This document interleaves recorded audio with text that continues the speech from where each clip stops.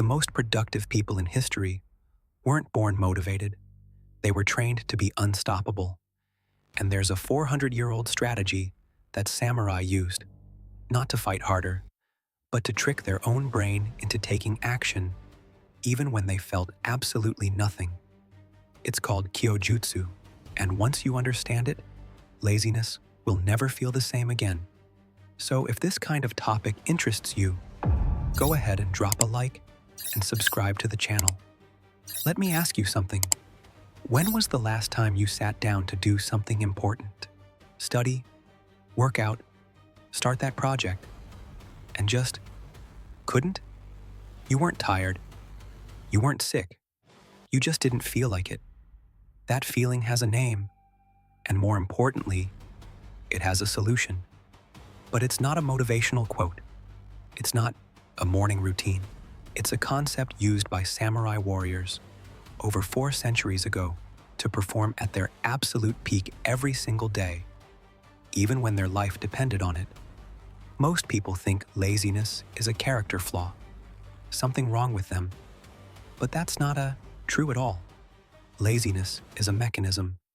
Your brain doing exactly what it was programmed to do, protect you from effort, and the samurai figured out how to beat it without fighting it. Today, I'm going to break down exactly what Kyojutsu is, how your brain creates laziness, and the specific method you can start using today to eliminate it from your life for good. Here's the problem. Your brain has one main job, and it's not to make you successful. It's to keep you safe and comfortable. That's it. Every single time you decide to do something hard, study for an exam, go to the gym, build a business, your brain fires a signal that says, wait, this is uncertain, this costs energy, this could go wrong. And so it creates resistance. That resistance is what feels like laziness. Scientists call this the path of least resistance. Your brain will always pull you toward the easier option. Watch TV instead of working. Scroll your phone instead of reading. Do the small, easy tasks instead of the important ones. The problem gets worse the bigger the task. The more important something is to you, the more resistance your brain builds around it. That's exactly why people procrastinate on the things that matter most. So most people try to fight this with motivation. They watch motivational videos, listen to podcasts, make vision boards, and it works for about 4 hours. Then the motivation fades, and the resistance comes back stronger than before. The samurai didn't have YouTube.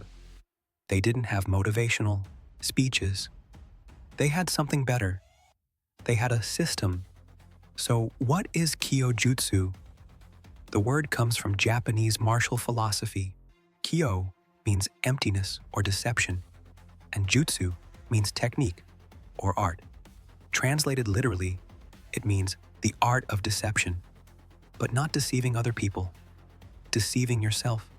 Now, before you think, this sounds like some kind of mind trick or fake positivity, stay with me, because the science behind this is real and it's powerful. Here's the core idea. The samurai understood that you cannot always control how you feel. You cannot force yourself to be motivated, but you can control what you do before the feeling arrives. And if you do the right things consistently, the feeling follows automatically. In Western thinking, we have this completely backwards. We believe the sequence goes like this: feel motivated, take action, get results. The samurai flipped this entirely. Their sequence was take action, build identity, feel motivated. They didn't wait to feel ready. They never waited for the right moment. They acted first and let the feeling catch up later. And that single shift in thinking is why a samurai could train for 12 hours in the rain after sleeping for 3 hours, while most people today can't even drag themselves off the couch to start a 30-minute workout. But how do you actually do this? How do you take action when every part of you is resisting. This is where Kyojutsu gets specific, and there are 3 practical layers to it. The first layer is called Mitori, observation before action. Before a samurai entered battle, he spent time observing, not acting, just watching, understanding the terrain, understanding the enemy, understanding himself. Applied to your everyday life, this means instead of waking up and immediately grabbing your phone or reacting to whatever comes at you first, you spend the first few minutes of your day simply observing your own mental state. You ask yourself, what is the resistance I'm feeling right now? Name it. Is it fear? Is it boredom? Is it uncertainty about where to start? The moment you name the feeling, something interesting happens in your brain. The part of your brain that generates fear and resistance, the amygdala, becomes less active when you can label what you're experiencing. This has been studied and confirmed by neuroscientists at UCLA. Naming a feeling literally reduces its power over you. So step 1. Before you fight laziness, name it. I'm feeling resistant because I don't know where to start. I'm feeling lazy because the task feels too big. Once you see it clearly, it loses half its grip on you. The second layer is called Sente, taking the initiative. In swordsmanship, Sente means you move first. You don't wait for your opponent to attack, because the one who waits is already at a disadvantage. In your daily life, Sente means you never give your brain time to fully build the wall of resistance. You move before the excuses show up. Here's how this looks in practice. You've probably heard of the 5-second rule from Mel Robbins. The idea that you have about 5 seconds before your brain kills an impulse. Kyojutsu understood this 400 years before she was born. The samurai applied it like this. The moment you have an intention to do something, get up, train, write, study, you begin moving within the next 5 breaths. Not 5 seconds. 5 breaths. That's roughly 30 to 40 seconds. In those 30 seconds, you don't think about whether you want to. You don't evaluate how you feel. You simply make your body move in the direction of the task. Stand up, open the document, put on your workout clothes, walk to your desk. That's it, just the first physical movement. Because here's what most people don't know about the brain. Motivation doesn't come before action. It comes after.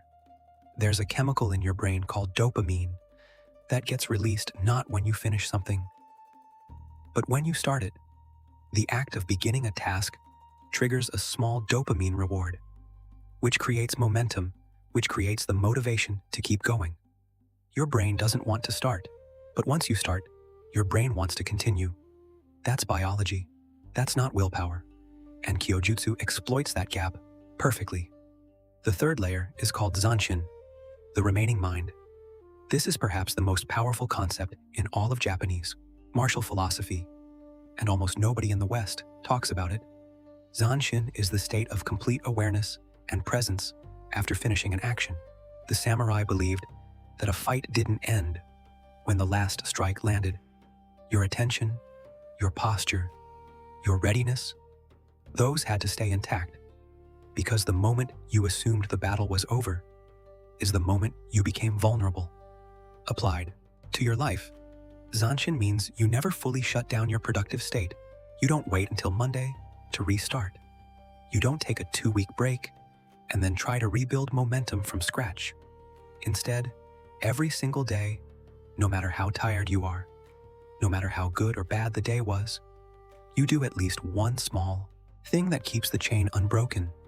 This could be as simple as reading 1 page, writing 1 sentence, doing 5 push-ups, answering 1 email, just enough to send your brain the signal that says, we're still in this.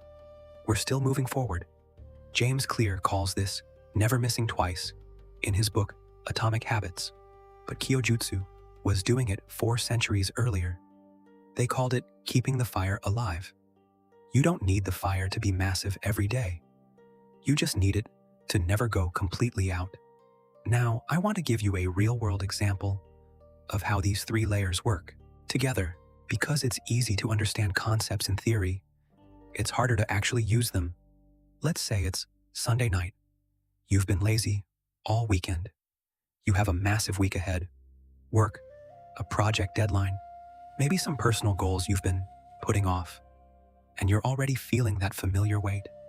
The resistance, I'll start properly on Monday, feeling that everyone knows. Here's Kyojutsu applied. First, Mitori. Before you do anything, you sit for 60 seconds and name what you're feeling. You're not lazy. You're overwhelmed. You're feeling resistance because the week ahead feels huge and uncertain. Now you know what you're actually dealing with. Second, Sente. Within your next 5 breaths, you move. You don't plan the whole week. You don't create a perfect schedule. You just open your laptop or your notebook and write down the 3 most important things you need to get done tomorrow. 3 things. That's it. 2 minutes of work. But you started. You moved before the resistance had time to build a wall. Third, Zanshin. You go to bed a little earlier than you planned. You set your clothes out for tomorrow. You send yourself 1 reminder. Small things that keep the thread connected, that keep your mind in, I am someone who takes action mode, rather than, I am someone who is lazy and needs to restart. Do this consistently, and what happens over time is significant. Your brain starts to associate action with identity. You stop being someone who is trying to be productive, and you start being someone who simply is productive. The samurai called this becoming your practice. You don't do the thing, you are the thing. Now let's talk about why most modern productivity advice fails. You've seen the content. Wake up at 5 a.m., cold showers, warrior mindset, hustle culture, the obsession with doing more, faster, harder. And there's nothing wrong with ambition. But here's the problem. All of that advice attacks laziness from the outside. It tries to force productivity through discipline, pain, and willpower. But willpower is a limited resource. Studies consistently show that willpower depletes throughout the day. The more decisions you make, the less willpower you have. The more you fight your brain, the more drained you become.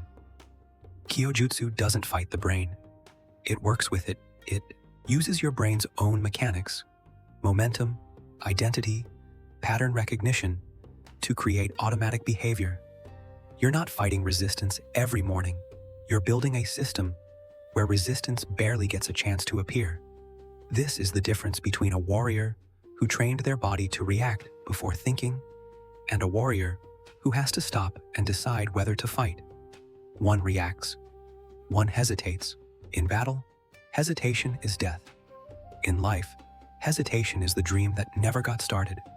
There's one more thing I want to add here, because it's important, and most people skip right past it.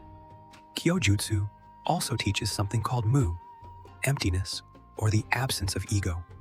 The samurai believed that a lot of the resistance in training didn't come from physical tiredness, but from ego, the inner voice that says, this is beneath me, or this is too hard, or I shouldn't have to do this.